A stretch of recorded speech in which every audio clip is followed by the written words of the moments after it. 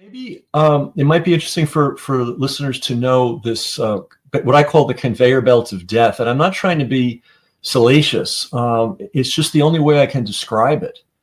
And here's the thing, and believe it or not, it just didn't dawn on me fully until the book was already published. They're still doing this. Now, they're not killing as many people as they did in the early years.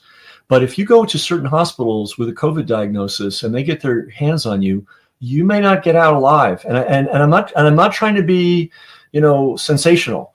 But I'm receiving reports of people still dying as a result of these procedures. And then the other thing that we need to know about these medical protocols is we're not wearing masks anymore. Thank God. People, I never wore mine. Right. It's crazy. And the kids are back in school. The small businesses are open. The churches are open. I think most reasonably intelligent people know that the vaccines were a scam.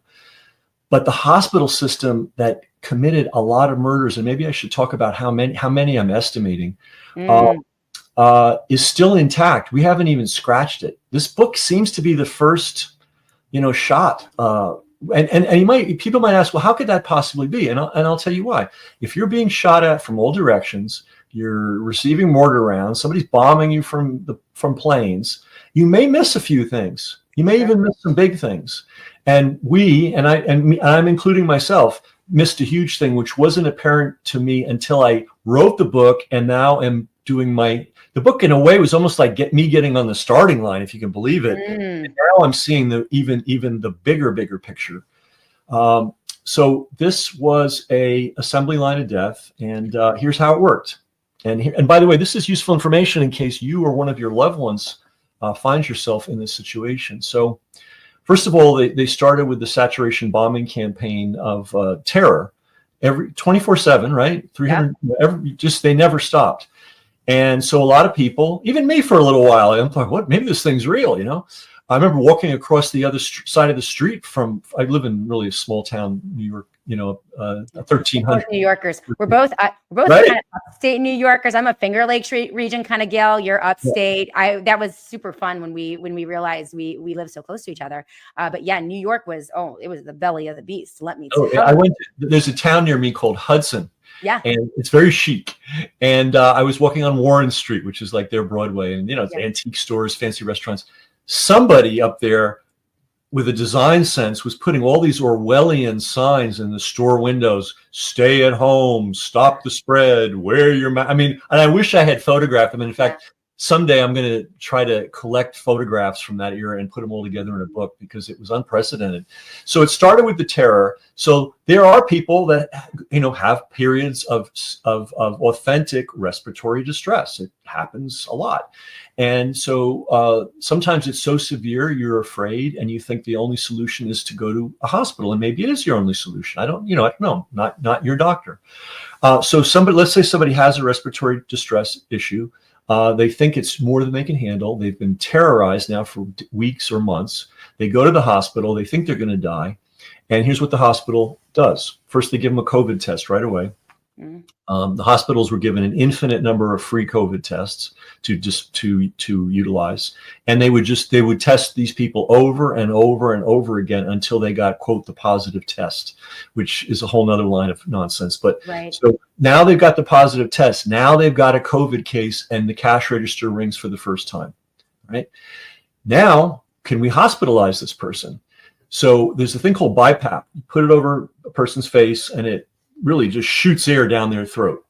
It is not comfortable. It's like opening the window in a car at 60 miles an hour and sticking your head out, except it's going straight into your lungs. It is not something to use lightly. It's something that has a medical value in certain cases. They were using it on everybody that declared they had medical distress. This was against all previous medical experience, never done in the history of medicine. You use it for a particular set of symptoms. You don't use it on anybody. Right. The other thing is, if you put this on somebody, it is uncomfortable, and you need to tell them it's uncomfortable. You need to let them know. You need to let them know this is why we're doing it. If you have a problem, we're here. They didn't do that during the COVID era. They just slapped this thing on people, and no warning, no explanation. And of course, it's distressful. It's stress producing, right? Right. Yes. So now the person, any they're already worried. They're already a little sick. They're not being well taken care of. And now they got this air being shot down their throat, which is not comfortable. And the doctor writes in his or her book, agitated. Patient is agitated. Then they go to the patient and say, you seem a little agitated. Would you like something to help you relax? Okay. Once you have gone through that little pantomime with the patient, you can now hold that person against their will. Why? Because they expressed a psychiatric problem. It's not really psychiatric, but agitation in the book is psychiatric. Wow. And they asked for and received psychiatric medication. They are now Rule number 1, if they ever ask you if you're agitated, you say no in the hospital and fake it. And don't take the BiPAP either. Say no to the BiPAP unless you really, really need it. Right? Okay, good. So there are cases where it's needed, but and this is a whole nother issue, right? The need for advocacy. And this is something we talk about a lot in the book. Nurses are your advocates, good nurses, and they will step up and say, doctor, aside from the patient, I don't think this patient needs that particular level of treatment right now. But you need to know why, because BiPAP, it's not like a super invasive procedure, but it is an invasive procedure to a sense. And you need to know why, and you need to know, is it necessary, and is there an alternative? But once you get into that conversation with the doctor in a hospital, they now have a legal premise to keep you there because you are now at potential risk to yourself and others. All right. All right. And they've now opened the door to a potential floodgate of a variety of sedatives and other psychoactive drugs to help you relax. Now, here's the issue with those drugs. How do they work? They relax your muscles. How do you breathe? Most people think they breathe by inhaling. No, you have a diaphragm. It's down here. It's a muscle. Right. It descends, the lungs open, make more space, air just pours in by itself. You don't have to do a thing. You just let that diaphragm do it all. I mean, it's easier said than done. And then when your diaphragm moves up, the air is expelled. Well, if you're on a sedative, you are going to not breathe as effectively as if you were not on a sedative. And in fact, that is in the adverse reactions warning on all of these drugs. So they've got you in the place, they've got you agitated, they've got you under potential, guard, legally, and now they've reduced your breathing function by giving you sedatives. Okay. And they also have you isolated. That was the other unique factor of COVID-19 I was screaming about it from day one. Like, you cannot, especially because in the nursing homes, I'm like, these people, patients need advocates, the elderly need advocates. When you lock them in, you separate them from their loved ones, this is when really, really, really, really, really bad things happen, especially in emergencies when everyone is scared and afraid and there's money attached to all of these different protocols. Sorry to jump in there, but I think the isolation is a key component. I'm really glad you raised that point, because I'm going to continue to describe this procedure, and it gets more and more horrible as it goes along. But every single nurse said exactly what you said, that the biggest crime was isolation. The biggest cruelty was isolation, cutting people off from their loved ones and their families, their advocates, because they're it's really weird. And I realized this after writing the book. Sometimes you might find yourself in court. And if you're in court, you need an advocate, right? Who understands the law, understands the court, understands the language, understands the procedure, knows what's right and wrong, and can protect you. Guess what, folks? If you have a medical problem that's more than a little serious, you need to find out about the burgeoning field of medical advocacy. You need somebody in there who's an expert, who can get through to the nurses and the doctors and speak on your behalf. But you're right. You're absolutely right that this denial of visitors, absolutely horrendous. Yeah. Because remember, if you've ever been in a hospital, it's kind of scary. Like, it's disorienting. It's disempowering. I once voluntarily laid on a gurney in a hallway for 4 hours with a drip while I was ignored by everything. This was at a previous thing, had nothing to do with COVID many years ago. And I just laid there like a dope. I mean, because I was afraid of, what was, then I realized, what, they're not afraid of what's wrong with me. I'm going home. Right. No, but it was particularly dystopian in those first, 3 to 6 to 8 months, where They had all of the PPE on. They were masked. They were wearing these massive hazmat suits and gloves. And you saw the disturbing pictures of them filling, gloves up with water to put in the hands of people who were dying on ventilators so that they could have the illusion of human touch, because they were absolutely isolated, even from the doctors and the nurses, from human touch. They died alone. Wow. Terrified and afraid. I always learn new details. I didn't know that particular twist, but yeah, the denial of contact from others, really terrible. Yes.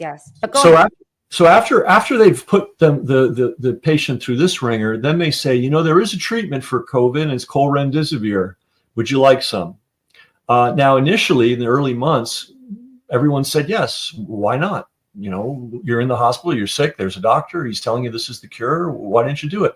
Yeah. Well, people finally figured it out. Well, if people still don't know, Remdesivir was developed to treat Ebola, supposedly. And it's an antiviral thing. And it was stopped because it didn't work. And one of the adverse reactions of Remdesivir is organ damage. Now, if you remember way back in the distant mists of time, they were telling us that Ebola caused horrific organ damage. So this thing is so multifaceted. Yeah, sure. But I'll keep moving along. So just so you know, Remdesivir is the product of Gilead. Okay. And Gilead is the manufacturer of a whole range of supposed AIDS drugs, including Truvada, which is the greatest scam on earth. We could do a whole show on that. Truvada generates $28 million a year in revenue, royalty revenue for NIH. I am not an investigative reporter. I have to stress this. I'm just a guy, right? Yeah. Just so you understand that, right? So I don't know how to go and do all that deep digging, but somewhere there must be a record of what bureaucrats in the NIH are getting a cut of that Truvada money. Yes. But in any event, my guess is that Gilead generates a lot of revenue for NIH. So in early April, Tony Fauci makes the pronouncement, we have the video of it, that we found the cure. It's Remdesivir. It's the only cure there's going to be, and it's not going to change. And it still hasn't changed, by the way. They're still treating people with Remdesivir. So they added a financial incentive to Remdesivir. You get paid something if you start somebody on Remdesivir. You get paid a bonus if you take them through the entire course. So there's a difference between, a one-time treatment and the course, which is multiple, treatments. Remdesivir is a bag of fluid, and it goes straight into intravenous, right? It's a drip. And so they would just hang bag after bag after bag to get to the, exhaust an entire course, the cash register would ring. And then remember, this is a drug whose adverse reaction is the destruction of internal organs, right? So after they've done, on certain patients, after they did one course, they said, yeah, the guy's still alive. Let's run another course. Oh my word. Yeah, I know. I know, right? But this is what happened, right? And cha-ching, every time. Every Act, Prep Act, money's just flowing into these hospitals. Yeah. Oh, and I left something really important out. I won't say since the beginning of time, but since the beginning of modern medicine, last 70 years, if somebody comes in with a respiratory distress and inflammation, you give them an anti-inflammatory and you treat them with steroids. Okay. Normal. This is the standard of care. Yep. For COVID, if somebody was designated a COVID patient, they were not allowed to have ibuprofen. They were not allowed to have the normal steroid treatments that you would give somebody with respiratory distress. I didn't learn this till I was writing the book. I was shocked. We were all thinking about ivermectin, and they wouldn't let people have vitamin D. They wouldn't let people. All that's true. Right. But they also literally reversed the last, I'll just say 50 years, 40 years of medicine. Yeah. So with the pill protocol, which you're describing right now. Here's the thing. See, this thing was designed by lawyers, right? Once they designated you a COVID patient, now you're in a new reality. And in that reality, previous medical practice of many decades, standard, non-controversial, done in all cases, suddenly went out the window. No ibuprofen to help you keep your inflammation down. No steroids to deal with the other issues, right? And so people that could have been turned around and sent home their problem got worse. They put the BiPAP on them. They started giving them sedatives. Their breathing started, to lose efficacy. And now they're pumping them with Remdesivir. And now the coup de grace is, Mr. Jones, as you know, I know you can tell you're not doing too well. I think we need to intubate and vent you. This is what's going to save your life. I have a video. See, they didn't even realize the crimes they were committing. I have a news video of a doctor I think it was in Texas, giving this whole line of baloney to a patient. I mean, it was in a news program. They just, right, they put it out there. They just regurgitated it back to their patients. They didn't think, they didn't question. They just did it over and over and over. And then when they saw the ramifications, it was see no evil, hear no evil, speak no evil, because they probably couldn't bear to look themselves in the mirror if they ever really acknowledged what they were doing to people on those COVID floors. It's just awful. This is the thing. This is the thing. A lot of people have a lot to answer for, first to their own conscience, and then to the families of the patients who died this way, and then to society at large. I mean, do they have the moral, do they have the moral character and strength to do it? Some might, we shall see, but we can't depend on their, awakening. No.